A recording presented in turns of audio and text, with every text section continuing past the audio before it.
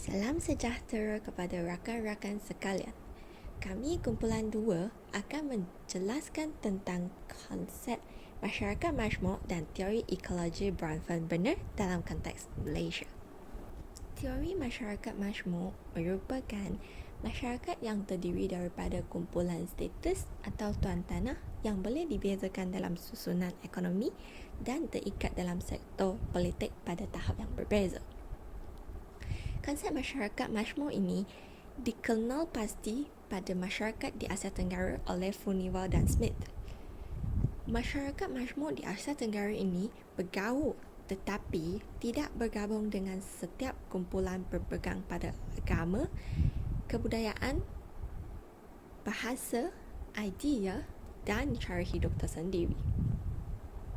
Idea-idea teori masyarakat majmuk wujud apabila konflik berlaku dalam masyarakat majmuk. Konflik berkenaan mengikut garisan permisal ras, bukan garisan kelas. Wujud satu masyarakat plural dengan pelbagai bahagian komuniti hidup sebelah menyebelah tetapi berasingan dalam unit politik yang sama.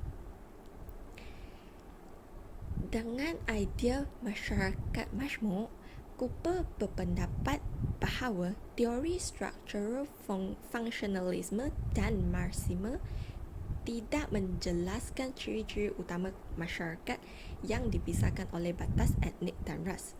Kategori ras dalam masyarakat majmuk ditentukan oleh sejarah dan kategori berkenaan dibentuk oleh persaingan dan konflik antara kumpulan.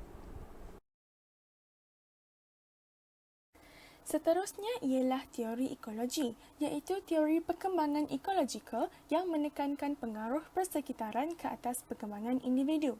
Ia telah dikembangkan oleh Yuri Bronfenbrenner pada tahun 1977. Bronfenbrenner berpendapat bahawa interaksi antara kanak-kanak dengan persekitaran mereka boleh mempengaruhi proses perkembangan dan pertumbuhan kanak-kanak tersebut. Menurut Bronfenbrenner, persekitaran perkembangan individu terdiri daripada 5 sistem, iaitu mikrosistem, mesosistem, exosistem, makrosistem dan kronosistem. Dalam sistem yang pertama, iaitu mikrosistem, ia melibatkan persekitaran yang terdekat, di mana kanak-kanak mempunyai interaksi secara langsung dan menghabiskan paling banyak masa. Contohnya, interaksi kanak-kanak dengan ahli keluarga. Keluarga, terutamanya ibu bapa, merupakan ejen sosialisasi paling penting dalam kehidupan seorang kanak-kanak. Sebagai individu terdekat atau berhampiran dengan kehidupan seorang kanak-kanak, mereka mempunyai pengaruh besar ke atas tingkah laku kanak-kanak. Individu tidak dipandang sebagai penerima pengalaman yang pasif dalam setting ini, tetapi sebagai seorang yang menolong membangunkan setting. Contohnya interaksi kanak-kanak di dalam keluarga, iaitu dengan ibu bapa dan adik-beradik. Interaksi antara rakan, jiran serta guru terlibat dalam proses perkembangan kanak-kanak juga.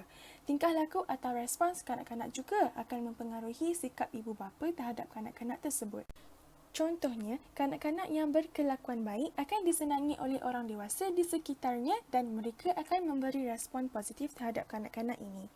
Maka, jelaslah bahawa institusi keluarga memainkan peranan penting sebagai pembentuk sahsiah anak-anak. Mereka merupakan faktor mendorong yang penting kepada kewujudan suasana harmoni. Seterusnya ialah mesosistem. Ia merupakan hubungan antara satu makrosistem dengan makrosistem yang lain. Sebarang perkara yang berlaku dalam satu makrosistem dapat mempengaruhi interaksi dengan makrosistem yang lain.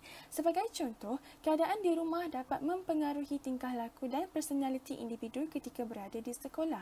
Individu yang mempunyai masalah di rumah akan membawa masalah tersebut ke sekolah. Hal ini akan menyebabkan emosi mereka terganggu dan implikasinya ialah masalah tersebut akan menjejaskan pelajaran mereka dan hubungan antara pelajar yang lain.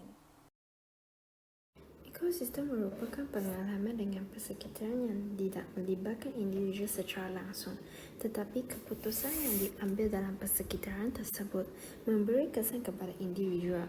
Contohnya, persekitaran sekolah, terutamanya dalam aspek pengurusan, kemudahan dan peraturan yang dikuatkuasakan di tempat membeli belah, secara tidak langsung mempengaruhi perkembangan sosial individu tersebut. Makrosistem pula melibatkan perkembangan individu yang dipengaruhi oleh norma-norma, nilai dan amalan masyarakat. Misalnya dalam sesetengah masyarakat, peranan jantina amat dititik beratkan. Di sesetengah negara pula, kaum lelaki diberikan peranan dan tanggungjawab yang lebih dominan, seperti diberi peluang pelajaran dan pendidikan. Kerana golongan perempuan dianggap lebih lemah dan tidak layak mendapat pendidikan yang setara dengan lelaki. Bagi ibu bapa yang masih berada dalam pemikiran konservatif, anak perempuan tidak akan diberikan hak pendidikan yang sama dengan lelaki. Kerana sistem merupakan perubahan keadaan dalam satu tempoh masa. Misalnya, kanak-kanak pada masa kini lebih fokus kepada permainan berteknologi selaras dengan arus perubahan serta pembangunan sesebuah negara. Berbeza dengan kanak-kanak pada zaman dahulu, mereka yang bermain permainan tradisional seperti wal dan gasing. Oleh hal yang demikian, pembangunan sesebuah negara memberi implikasi yang besar kepada perkembangan kanak-kanak dari berbagai aspek. Kanak-kanak akan menjadi lebih maju ke hadapan serta pandangan jauh.